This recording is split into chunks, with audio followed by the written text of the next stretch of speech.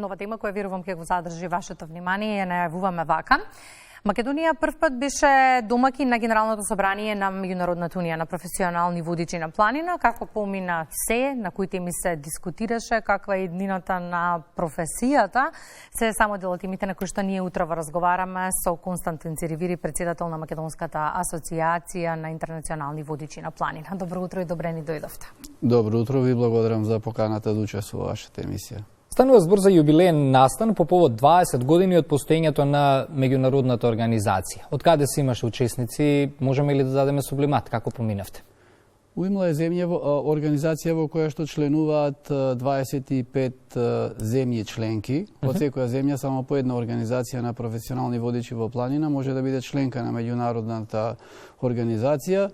Најголемиот дел од членките се од земјите на Европската унија, меѓутоа имаме членки и надвор од Европа, како што е Непал, Јапонија, Перу, Аргентина, Мексико, Чиле и така. Натаму Америка практично се шири низ целиот свет.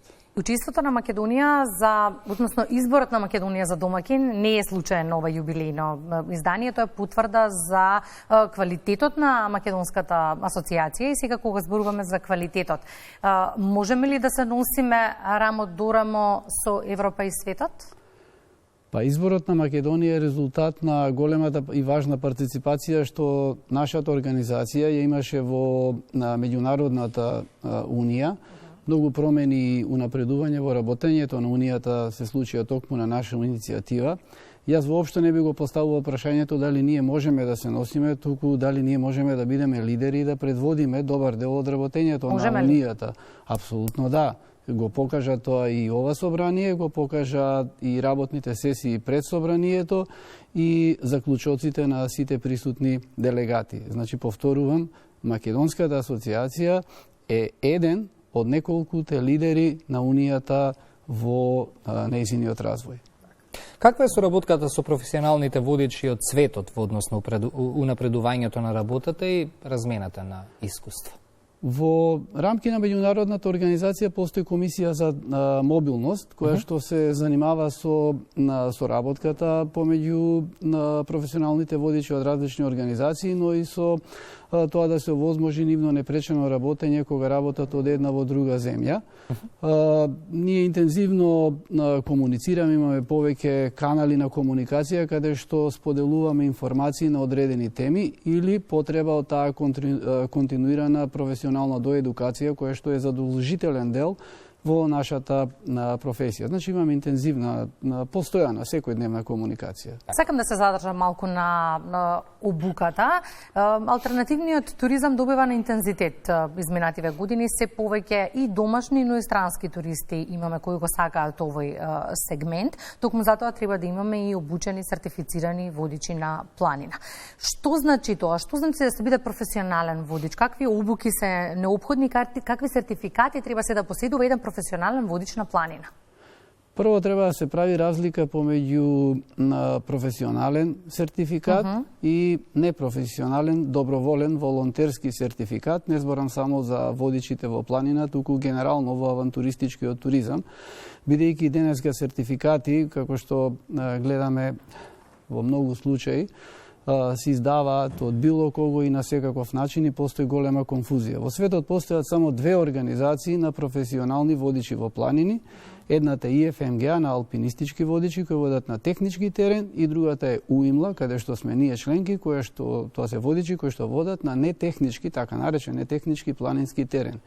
Други професионални сертификати не постојат. Има желба и обиди да се прикажат како професионални, но не постојат. Тоа се единствени два професионални стандарди во светот. За жал, заради начинот на кој што денеска се споделуваат информациите со социјалните медиуми, постои голема конфузија, но постојат само два, УИМЛА и ИФМГ. Колку мина ги поседуваат во Македонија? Имаме таква во Македонија досега имаме обучено 120 водичи во планина согласно ИМЛА стандардот, 22 од соседните земји, Косово, Албанија и Црна Гора.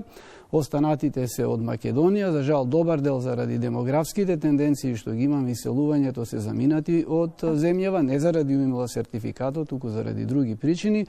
Дел ја промениле својата професија, се преквалификувале, отишле во друга дејност. Во моментот имаме 40 активни професионални водичи во планини. И тоа е недоволно за туристичкиот сектор. Потребна ли е поголема соработка помеѓу чинителите за вашиот ангажман, да речеме, ако е законска обврска да се ангажира туристички водич при прошетка во туристички центар, тоа да се однесува и за ангажирањето на водичи на планина? Тоа е веќе влезено од член 39, параграф 3 од Законот за туризам, налага дека единствено уимла водичите се компетентни да водат тури на планина. Се почитува за жал пракса? Не, апсолутно не се почитува, меѓутоа реално и нема ни можности да се воспостави контрола. Можеби во овој момент и не е најдобро да се почне со ригорозни мерки, бидејќи бројот на професионални уимла водичи е недоволен да ги задоволи потребите на секторот. Треба да се работи на зголемување на бројот на уимла водичи во земјата. И тука е неопходна соработка помеѓу реалниот туристички сектор, помеѓу институциите кои што мора да ги помогнат за интересираните кандидати, да ги охрабрат во секоја смисла, и морална, и материјална, за да влезат во процесот на обука. И тоа сакав да ве прашам некако за крај. Како да ги поттикнеме сите оние кои што сакаат да влезат во целата оваа приказна? Ако иднината е алтернативниот туризам, која е иднината на професијата?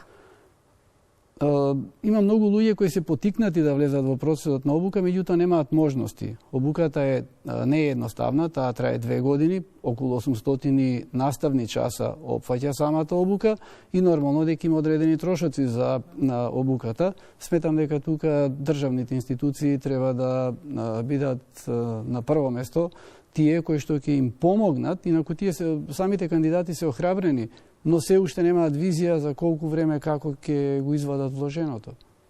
Благодариме за гостувањето во Македонија наутро. Секако еден ни беше акцентот на оваа тема и за овој разговор, меѓутоа имаме уште многу теми кои што можеме да ги разговараме со вас. Да, пред да го вклучиме колегата Пичков, само морам да ве прашам, кое е местото во Македонија кое што сте го посетиле, зборуваме за планина, кое што ви лежи на срце? Па во принцип цела Македонија е планинска земја, повеќе од 80% од територијата е планинска. Не верувам дека некој човек може да... Тоа се повеќе субјективни, нормално, Мавровскиот дел, таму престојувам многу, имам викендица и таму ми е срце. Не случајно ве прашавме, да. Ви благодарам многу за разговорот. Благодарам. Колегата